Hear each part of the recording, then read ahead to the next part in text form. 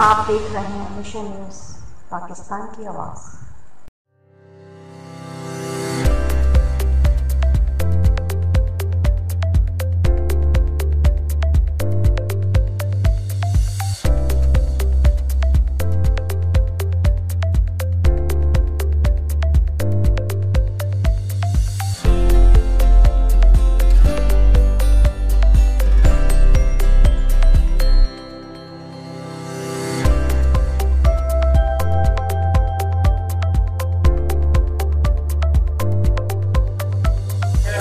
बताया कि हम यहाँ पर बल्दिया टाउन डिस्ट्रिक्ट केमाड़ी में फर्स्ट टाइम पहली मरतबा मैडम ये फर्स्ट टाइम इस बल्दिया टाउन के अंदर और डिस्ट्रिक्ट केमाड़ी में साइंस एग्जीबिशन हुई है। इससे पहले आज तक मैंने अपनी ज़िंदगी में कभी नहीं देखी।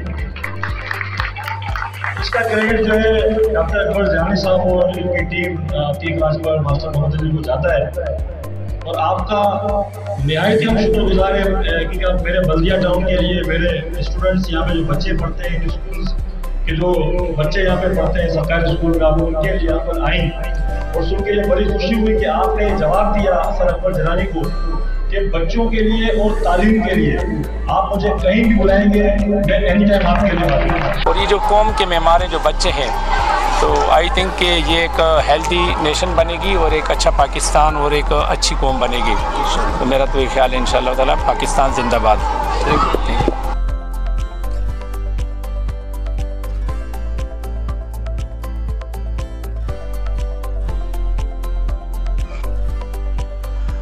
खबर शामिल करते हैं शहर कराची सईदाबाद बल्दिया टाउन से, जहां महक लॉन में मूसा फाउंडेशन के इश्तराक से बल्दिया के सरकारी स्कूलों के तलबा की साइंस एग्जीबिशन मुनक़द की गई। स्कूल के तलबा ने मुख्तलिफ अंदाज में मॉडल पेश किए। इस प्रोग्राम के मेहमान खास निगरान वज़ीर तालीम रायना हुसैन रहे।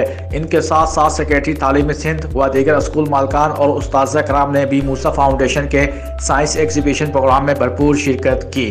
Report Shahzad Hussain, mission news, Karachi.